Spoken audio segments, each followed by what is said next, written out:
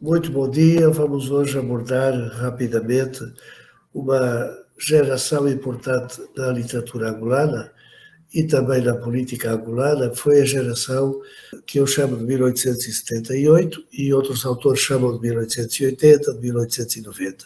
Essa geração foi constituída por escritores e jornalistas, de forma geral nascidos entre o final da década de 1850 e o começo da década de 1860. Por exemplo, Cordeiro da Mata terá nascido em 1857, outros poetas dessa geração, que literariamente já seguia numa outra direção. Era o Pedro Félix Machado, que deve ter nascido em torno de 1860, 59, por aí.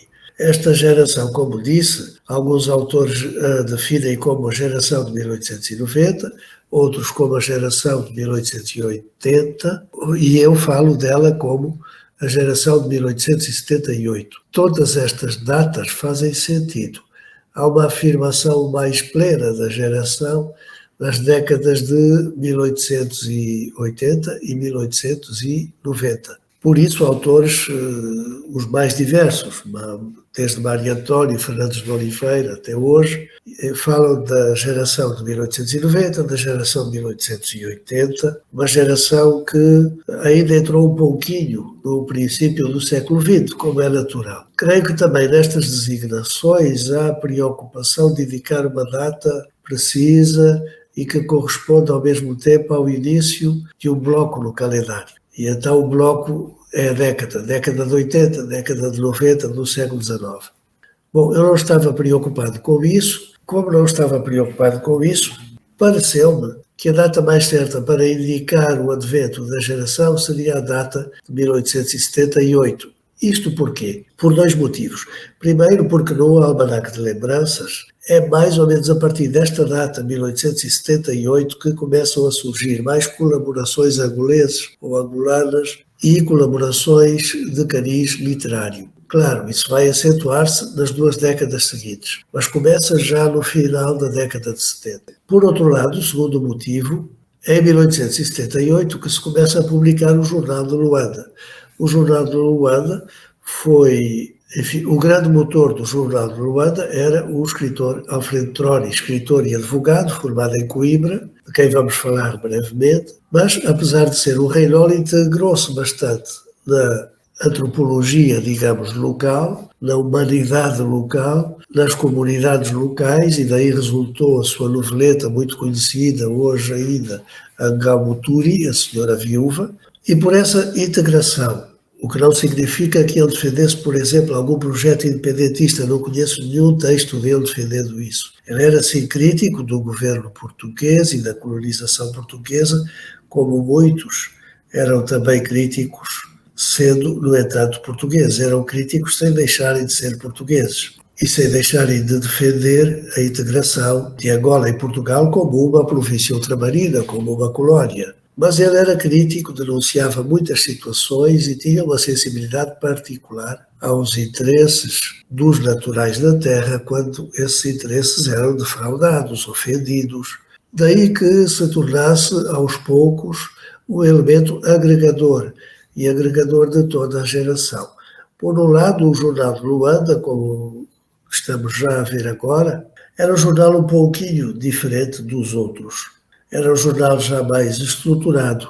Aqui temos o exemplar de 11 de agosto de 1878, número 6 do ano 1. Vemos que é um jornal com uma mancha gráfica bastante equilibrada, uma letra já mais moderna, digamos assim, uma grafia bem atual para a época. Depois é um jornal que tem secções muito bem definidas.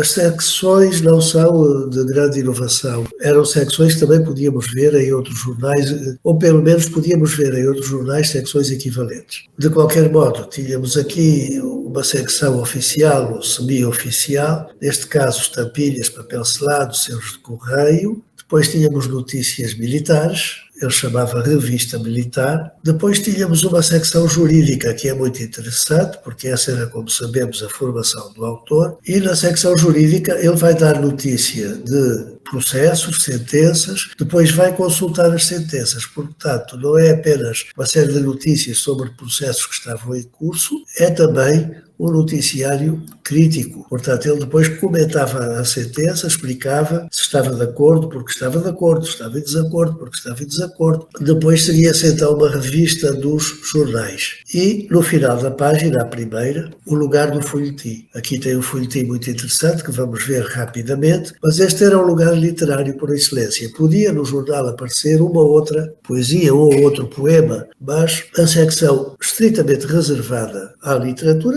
era naturalmente a secção do folhetim, neste caso uma farsa. Já iremos ver e comentar, vamos só ver que o jornal estava bem organizado. Seguia-se depois o noticiário, sobretudo noticiário marítimo, mas também aniversários e também a parte que nos interessa para estudos literários e artísticos em geral, uma secção de teatro em alguns pontos mais desenvolvida. E no fundo da página, a continuação do folhetim. Depois as secções finais, uma de correspondência, outra de anúncios. Aqui temos outro exemplo de como podia surgir um poema neste jornal e nestes jornais. Aqui surge um epigrama assinado só por H, que não sabemos quem seja, e depois uma notícia sobre o folhetim. É novamente uma parte literária, um pequeno bloco literário aqui dentro, e pronto, acabava o jornal, acabava este número, começava outro número, este já de 1880.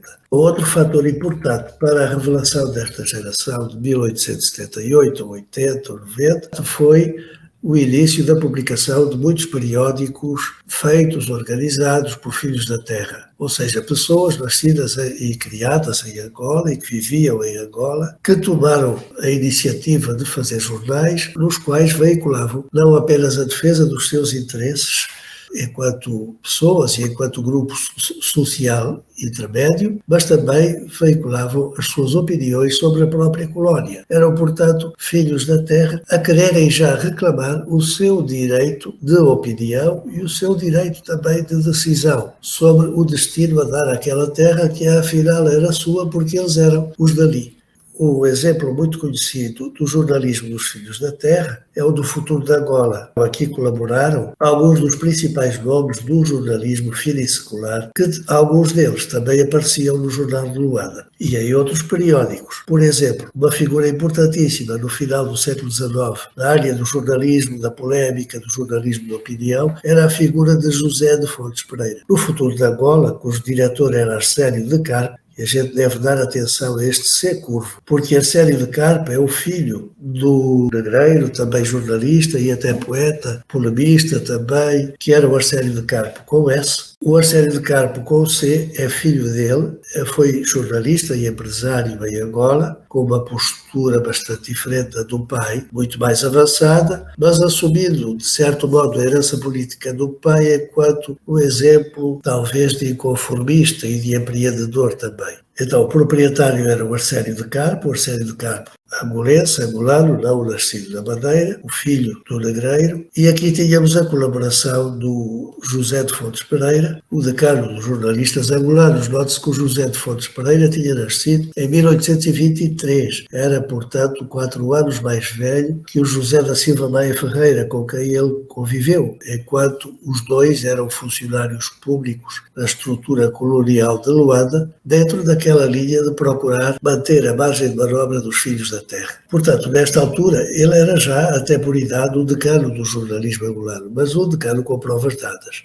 Este artigo, A Independência da Angola, é muito conhecido, uma defesa, a primeira defesa clara e incisiva da independência da Angola nas páginas de um jornal angolano ou angolense. E é interessante também porque quando ele publica este artigo, ele não teria publicado o artigo assim sozinho, numa atitude voluntarista, isolada, do tipo estou farto disto, portanto vou publicar um artigo a defender a independência. Não, houve aqui, suponho eu, uma atitude de grupo, tanto que na secção noticiário estão a ver que algumas secções se repetem, como se repetem geralmente nos jornais do século XIX, anúncios, noticiário, etc. Mas na secção noticiário, o diretor Marcelo de Carpo diz que cedemos ao nosso digno colaborador José de Fontes Pereira o lugar de honra ao seu artigo sobre a emancipação, por ser não só digno desse lugar, mas porque nós perfilhamos a mesma doutrina. Então o diretor declara-se também defensor da independência de Angola. Então esta foi a linha dominante nos jornais dos Filhos da Terra,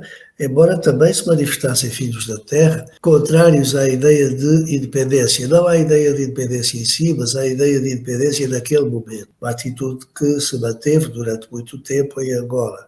Porém, se procurarmos aqui notícias literárias, nós não encontramos. Se procurarmos aqui produção literária, encontramos de vez em quando alguma, mas geralmente condicionada pelo objetivo político ou político-partidário que movia o jornal. A defesa da independência, ou pelo menos da autonomia, o que não significava uma atitude radical e discriminatória em relação a portugueses. Por exemplo, o Alfredo Mantua colabora aqui, alguém que fez com o poeta Urbano de Castro um jornal chamado A Civilização da África Portuguesa. Ele colabora aqui, publica aqui um texto. Eles publicam o texto dele. Mas o Alfredo Mantua era também um dos homens reivindicativos e críticos do governo português e da colonização portuguesa, não em nome da independência dos Filhos da Terra, mas em nome de uma colonização eficaz e desenvolvimentista. O desenvolvimentismo tinha tomado conta da política portuguesa nesta época, porém, nas colónias isso não se refletia. As colónias não se desenvolviam. Então, nós encontramos aqui o Alfredo Mantua, encontramos aqui, portanto, colaboração de angolenses como José de Fontes Pereira, que já colaborava no Jornal Luanda, e de outros angolenses e também de portugueses. Mas dificilmente nós encontramos colaboração literária. Aparece, mas pouca. E quando aparece, tem sempre esse sentido de utilidade, de ferramenta política, de utilidade partidária. Ela tem que ter, parece, um sentido partidário. Então quer dizer que esta geração, no que diz respeito à literatura, tinha uma facção, aliás, forte, para a qual a literatura é também ela, como o jornalismo, como a advocacia, um instrumento político imediato, para alcançar resultados imediatos e entrar nas disputas, quer por margem de manobra, quer pela decisão sobre o destino a dar a Angola. O Cordeiro da Mata, que é o maior poeta da segunda metade do século XX, a par de Pedro Félix Machado, os dois desta mesma geração, o Cordeiro da Mata partilha esta posição, mas também escreve muitas poesias, muitos poemas que não têm uma intenção política ou partidária. Poemas líricos, poemas de amor, poemas de desilusão amorosa e outros que não têm uma imediata conotação partidária. Portanto, o Cordeiro da Mata não estava propriamente nesta facção, partilhava com ela o objetivo de usar também a literatura, mas aqui a palavra também tem um outro sentido, quer dizer, a literatura era usada para a expressão de sentimentos, para a expressão de afetos, para poemas sobre temas gerais e também para poemas sobre temas políticos. Nestes números aqui do Futuro de Angola, que foi o jornal que aparecia e desaparecia e reaparecia, este número é já de 1894 e então nós vamos ver aqui algumas notícias que nos interessam. Porquê? Porque indicam bibliografia recebida, ou seja, começamos a aproximar do que seria a comunidade de leitura local. Temos também, como sempre, um noticiário político muito acentuado, notícias que incluem também o Pedro Félix Machado, no que diz respeito a Benguela, onde ele se encontrava naquele momento e era advogado, para além de escrever ficção em prosa e poesia. E finalmente temos uma secção literária, mesmo com esse nome, secção literária. Primeiro anuncia-se Flores Soltas, o nome que acabam de dar uma nova valsa. E depois diz onde é que se pode ouvir a nova valsa e quando se pode ouvir. Depois apresentam-nos uma tradução da Marselhesa. Como vemos, a incidência na literatura política, a incidência na militância, que vai ser repetidamente uma das características da poesia angolana do século XIX e do século XX, até praticamente à independência. Não vai ser um domínio absoluto. Não podemos dizer que toda a literatura era de militância, mas a literatura de militância era uma literatura forte já neste período do século XIX, nos últimos 25 anos do século XIX.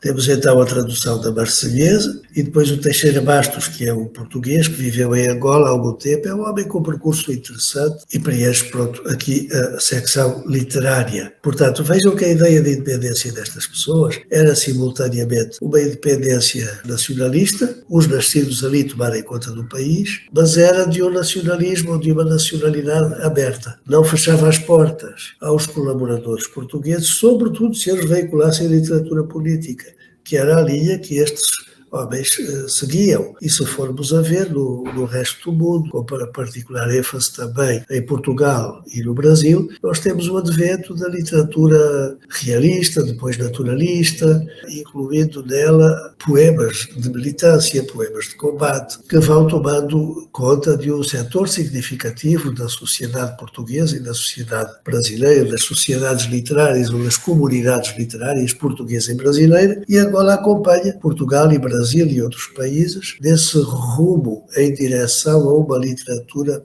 mais político-partidária, mas sempre numa perspectiva de abertura, sem exclusivismo, o que era importante. Porquê?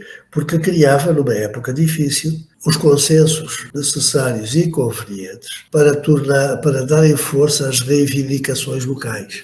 Porém, se nós queremos caracterizar a literatura angolana da geração de 1878, nós não conseguimos fazê-lo através das páginas destes jornais. O que mais se aproxima é realmente o Jornal de Luanda, tem um pouco mais de colaboração literária e de notícias literárias, tem até crítica literária. Por exemplo, fazem uma crítica ao livro do José da Silva Maia Ferreira, As Espontaneidades da Minha Alma, que era um livro que já na altura não se encontrava em Luanda. Os que o tinham guardavam-no, naturalmente, havia algumas folhas soltas a circular, mas o livro não se encontrava para compra em Luanda. Apesar disso, alguém arranjou umas folhas ou um exemplar e fez uma crítica às espontaneidades. Aliás, uma crítica um pouco anacrónica, porque ela é feita na perspectiva justamente de uma literatura mais realista, mais empenhada, e, portanto, vem na linha da crítica à poesia ultrarromântica que se fez muito em Portugal na época, e parcialmente também no Brasil. Vem na linha da crítica à poesia ultrarromântica, esquecendo-se, no entanto, que as espontaneidades eram de 1849, quando o ultrarromantismo estava a publicar-se em livro, pelo menos no que diz respeito a poemas. Esse ultrarromantismo que teve no Brasil um primeiro representante, que foi Gonçalves Dias. Ele é o primeiro grande romântico brasileiro, mas em Portugal ele faz parte da geração de um trovador, do poeta português João de Lemos, um pouco mais velho do que o Gonçalves Dias. Ele faz parte dessa geração, considerada ultrarromântica, e o Maia Ferreira apanhou qualquer coisa disso, sobretudo no Brasil, sobretudo com o Gonçalves Dias e com o João da Buí, que era um jornalista e poeta ultrarromântico também, e que também começa a publicar os seus livros de poesia. Estou-me a referir a publicações de poesia em verso, lírica. Começa a publicar os seus livros de poesia também no final da década de 1840, portanto não é justo fazermos uma crítica a uma poesia de 1849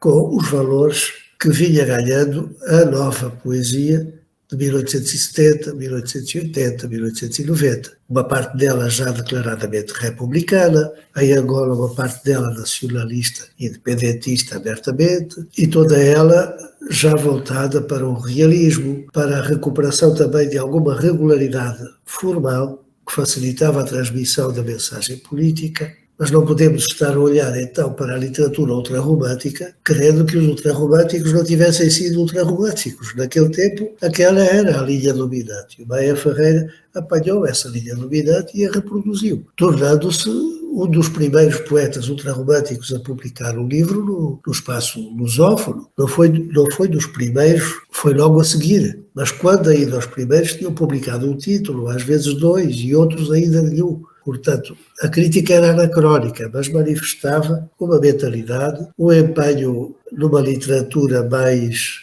realista e mais política e mais regular formalmente, e a tudo isso não é estranha a formação do diretor do Jornal de Luanda, que é o Alfredo Troni. O Alfredo Troni estudou em Coimbra, ele foi estudado pelo professor Francisco Topa, justamente num artigo chamado Alfredo Troni, doutor de Coimbra, cidadão Perdão. Doutor de Coimbra, cidadão de Angola, publicou este artigo na Revista de Estudos Literários de Coimbra e levantou muitos dados biográficos sobre o Alfredo Troni que nós desconhecíamos. Um deles importante é que o Alfredo Troni nasce a 4 de fevereiro de 1845, curiosamente, no ano em que começou o boletim oficial de Angola e no dia em que começou a luta armada pela independência de Angola, isso muitos anos depois, não é? Em 1961. Bom, então descobriu que Alfredo Troni nasceu em 4 de fevereiro de 45 e foi batizado na freguesia de São Martinho do Bispo, sendo que o Augusto Maria, o irmão mais novo, nasce em 47 e é batizado na igreja da Sé Velha de Coimbra. O Alfredo Troni tem uma curiosa história biográfica também. Um tipo de história que se conhecia bem em Angola é que ambos os pais da criança foram dados como incógnitos no seu registro de batismo. Tiveram como madrinha uma moça chamada Carlota. Vejam bem, uma moça chamada Carlota, não era a dona isto ou a dona aquilo, era uma moça chamada Carlota, uma incógnita, uma quase anónima, e depois Santo António como padrinho. Mas o importante do estudo do Francisco Topa sobre o Alfredo Troni não é só isto. O pai dele depois descobriu-se então que o pai dele era professor de Direito em Coimbra, que descendia realmente de um italiano, portanto o pai dele chamava-se José Adolfo Troni, o avô dele era o Luís, de origem italiana, que combateu ao serviço de Napoleão, e depois o José Adolfo Troni, que já tinha nascido em Madrid em 1825, tinha portanto a idade mais ou menos do Maia Ferreira, reparem que ele nasceu em 1827, e o Fontes Pereira, como disse, nasceu em 1823, portanto essa é a geração do pai do Alfredo Troni, e depois o José Adolfo Troni é professor de Direito em Coimbra, bom, e teve uns filhos assim que não quis assumir no começo. Depois deles se formarem em Direito, o pai finalmente lhes deu o seu próprio nome de família, o nome Troni. Inicialmente ele chamava-se Vasques, portanto não era Alfredo Troni, mas Alfredo Vasques. E é com esse nome que o professor Francisco Topa vai encontrá-lo como aluno da Faculdade de Direito, na sequência, aliás, de um estudo do Mário António Fernandes de Oliveira, mas trazendo muito mais dados, porque hoje esses dados também estão disponíveis na internet e são, portanto, de fácil consulta. Então ele faz a biografia do Alfredo Troni, que passa, entretanto, por Cabo Verde, depois de se formar, e vem para Angola e, entre outras coisas, cria o jornal de Luanda. O Alfredo Troni é importante para nós, não só porque neste jornal ele foi o agregador da nova geração, mas também porque ele, como disse, trouxe da sua formação na Universidade de Coimbra, onde conviveu com os parnasianos e com os realistas, ele trouxe os novos modelos literários, as novas doutrinas literárias, e as terá propagado naquele meio. É também isso, não é mesmo isso, mas é também isso que nós vemos no folhetim publicado aqui, uma farsa, um folhetim que nos merece alguma atenção, porque tem um sentido de humor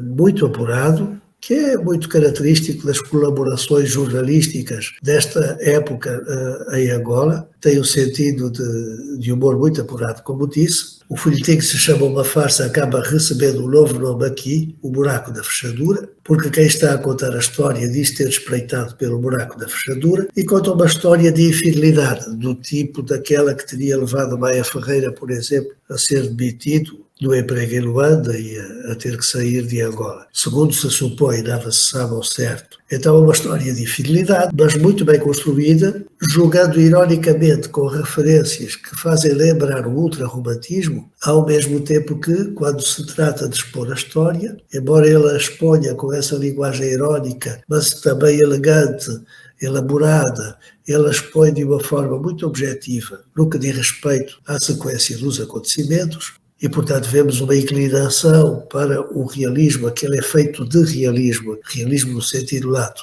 Então vocês vejam, por exemplo, aqui, nessas horas em que a mente tem psicose e a polarização ética de um sonambulismo atroz. Isto já não era ironia sobre o ultrarromantismo, isto já era ironia sobre alguma poesia metafísica daquela época, que o Pedro Félix Machado também vai ironizar em um soneto dele. Portanto, vejam a importância realmente do Jornal de Luanda. Ele marcou esta geração, a uns de uma maneira, a outros de outra. Então, nessas horas em que a metempsicose e polarização ética de um sonambulismo atroz nos obriga a passar a noite em sonhos divinais, lucubrações místicas do espírito cansado de trabalho, de estudo e de vigília, nessas horas em que as Borgias, os Gasparinos e as pálidas Ofélias gozam das convulsões de uma orgia, com todos os seus cursos irregularíssimos de prazer, então aqui já uma menção, que também é característica do realismo, uma menção mais aberta às orgias, enfim, ao aspecto do amor físico, carnal, que não costumava ser referido de forma tão direta, tão despudorada na literatura anterior, sobretudo na romântica.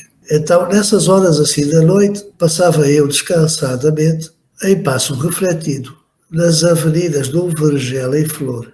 Agora vejam as plantas de que ele fala e o pássaro de que ele fala, de um ambiente europeu. A laranjeira espalhava o seu aroma. Não é que não houvesse laranjeiras em Angola, não eram originalmente dali as laranjeiras, mas até hoje há, e o próprio Viriato da Cruz, como fala, das laranjas do Loge. Depois o lírio, a alvura. A laranjeira espalhava o seu aroma, o lírio a alvura, o rouxinol o seu canto. O rouxinol é outro pássaro típico, não só da paisagem europeia e portuguesa, mas também da lírica europeia e portuguesa. Portanto, estas referências são todas, digamos assim, portuguesas, europeias, embora o autor não nos diga onde é que isto se passou. E, portanto, estando no jornal angolano, estando ele a escrever no jornal angolano, a gente supõe que, pois, este silêncio à noite e ele a caminhar era por, certamente, as ruas de Luanda. Há alguma rua mais agradável de Luanda. Mas o que nos interessa, continuemos à procura do que nos interessa aqui em termos de literatura, história da literatura. Esta alvura do lírio e a referência ao canto rouxinol e ao cheiro agradável, o aroma agradável da laranjeira, ao vergel em flor, nos vão dando indícios que, num poema ultra-romântico, seriam apenas indícios, não sei, de amor, de paixão, sei lá do quê, de clichê amoroso, mas que aqui anunciam não apenas o amor, as delícias inefáveis do amor santo e casto que a Virgem nos ensina no beijo que desprende ao capricho da criação. Portanto, todo este ambiente meio idílico e muito alvo e muito delicado sobre o leito da terra leva o espírito a sonhar as delícias inefáveis do amor santo e casto que a Virgem nos ensina ao beijo. Até aqui isto é tipicamente irónico e de uma ironia sobre o léxico ultrarromântico, mas logo a seguir que desprende ao capricho da criação. O que é que ele aqui está a mencionar? Que desprende ao capricho da criação. Deixa o vosso cuidado. Mas já não é tão ultrarromântico, já não é tão místico, já não é tão metafísico também. E então, em seguida, aparece o vulto, não é? Nesse passeio em que pouco pertencia à terra, portanto, tudo aparentemente muito diáfano. Quando eu mais admirado estava pela magia da natureza, uma típica ironia mais uma vez sobre o ultrarromantismo, quando todo esse ambiente típico do ultrarromantismo estava a ser vivido por quem escreve, vejo, como por encanto, passando entre a sombra do arvoredo, o alvo e fugitivo vulto de mulher. Então, de repente, uma cena muito real. Uma mulher que passa ali no meio da sombra do arvoredo, mas cuja alvura era, de certo modo, anunciada pela alvura, que vem referida acima quando se fala no lírio. E, de certo modo, também na laranjeira, que tem flores brancas. Então, o alvo e fugitivo vulto de mulher. Resumindo, ela entra ali num lugar, no salão, numa casa, onde vai estar com alguém que se percebe ser um amante. O folhetim continua na página seguinte.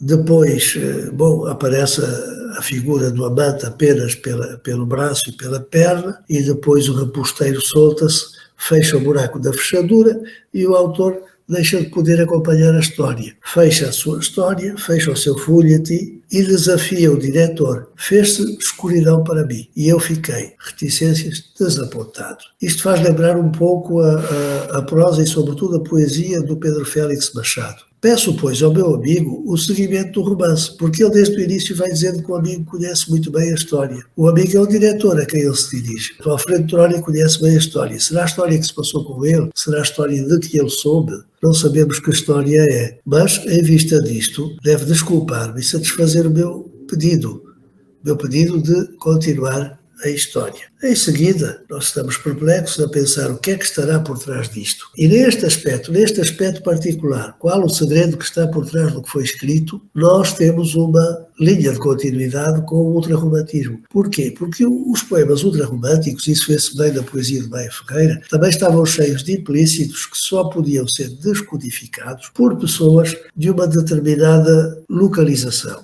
por um certo extrato social, por exemplo, onde havia uma dama no álbum de quem se colocava um poema, mas o poema era colocado de uma maneira que outras pessoas, lendo o poema depois, iriam perceber ao que é que ele se referia, mas nós, leitores, não percebíamos. Para nós ficava apenas uma situação um tanto vaga de uma paixão do homem por uma mulher, do jovem por uma jovem, etc, etc. Mas havia ali um segredo que nunca se revelava, exceto para as intrigas do meio em que o poema foi escrito. Ora, isto continuava assim em Luanda. A literatura era realista, ironizava o ultrarromantismo, mas continuava a jogar com estes pequenos segredos, digamos, de aldeia, de bairro, de rua. Então temos aqui, após o epigrama, uma nota sobre o folhetim que acabamos de ler. Damos hoje em folhetim uma produção de um amigo nosso, bem conhecido. Não se diz quem é, mantém-se no segredinho, mas é bem conhecido, ou seja, vocês que estão aqui onde eu estou, vocês sabem bem quem ele é. Portanto, reporta-se a uma verdade, a mesma a que se reporta a história, que é só conhecida localmente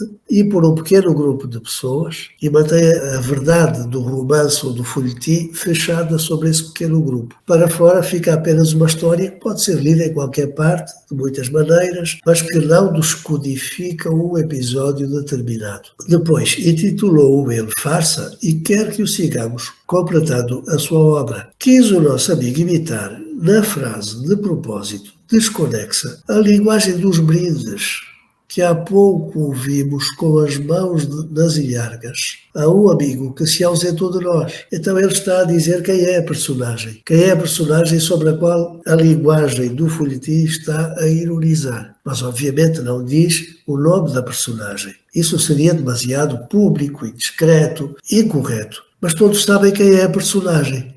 Porquê? Porque a linguagem dele está imitada no folhetim e o diretor está a dizer que a linguagem dele está imitada no folhetim, que aquelas ironias sobre a linguagem do folhetim têm que ver com aquela personagem. E uma personagem que vivia ali no meio deles e tinha, entretanto, partido. Uma linguagem de brindes, portanto, numa situação social, de salão, que há pouco ouvimos com as mãos nas ilhargas a um amigo que há pouco ouvimos. E esse amigo ausentou-se de nós. Se há pouco ouvimos, ele ausentou-se de nós há muito pouco tempo. E, portanto, todos sabemos quem é que fazia brindes assim, quem é que foi embora agora. Todos sabemos quem é deste restrito círculo. Fora dele ninguém sabe. Neste aspecto, continuava-se a dar curso à poesia de salão, digamos assim, de que falava Mário António, a propósito do José da Silva Maia Ferreira, agora não sendo poesia, mas sendo folhetim de salão também. E o segredinho, a intriga local é que dava animação, digamos, a esta literatura. Neste aspecto não estamos ainda perante uma literatura realista, mas ela é realista na medida em que faz para os momentos decisivos do episódio uma descrição objetiva, rápida e incisiva. Dá-nos a ver uma espécie de filme desse efeito realista. Lato sensu é que ela é uma literatura realista. E como vemos aqui, não há propriamente um sentido político ou político-partidário. Também vamos ver isso na literatura do Pedro Félix Machado. Enquanto no jornalismo esta geração é intensamente político-partidária, envolve-se mesmo defendendo causas opostas, envolve-se nas mais variadas polémicas e, portanto, a literatura produzida por esses jornalistas tem interesse enquanto oratória, também enquanto polémica, dentro desses géneros que são proto-literários, digamos assim, mas a literatura intrinsecamente literária, aquela canonicamente literária, poesia lírica em verso, o romance, o conto, a novela, o folhetim, essa literatura assim, ela já tem o espaço, já ocupa o espaço no espectro literário que é simultaneamente político e apolítico. Tem produções políticas e outras apolíticas. Claro, sempre podemos dizer que tudo é político. Sim, tudo é político se fizermos uma interpretação política de um determinado texto, mas nem todo o texto é escrito com uma intenção política ou com uma intenção político-partidária. É o caso destes textos, por exemplo, deste folhetim. Isto não é feito com uma intenção político-partidária, mas tem o seu quê já de realismo, e o realismo nesta época tinha uma intenção política determinada. É este o ponto da situação, digamos assim, que nos dá o Jornal de Luanda e que a partir dele vamos ver como se desenvolve na tal geração de 1878, ou de 1880, ou de 1890, que tem como principais nomes, alguns dos que já citamos, o Cordeiro da Mata, o Pedro Félix Machado, os dois mais importantes dos nascidos e criados em Angola, também o Alfredo Utroni, que era mais velho, não era da geração, era uma espécie de pai ou de irmão mais velho, nasce em 45, estes nascem em 59, 60, portanto 15 anos depois, é outra geração, é a geração seguinte, e que vai ter também um nome importante que nós iremos considerar, que é o João da Cruz Tulso, que vai dar origem a uma série de poemas específicos da poesia angolana desta época, que são poemas bilíngues. Não vamos encontrar poemas bilíngues nesta época, repito, não vamos encontrar poemas bilíngues com a característica destes nas outras colónias de Portugal da época em África.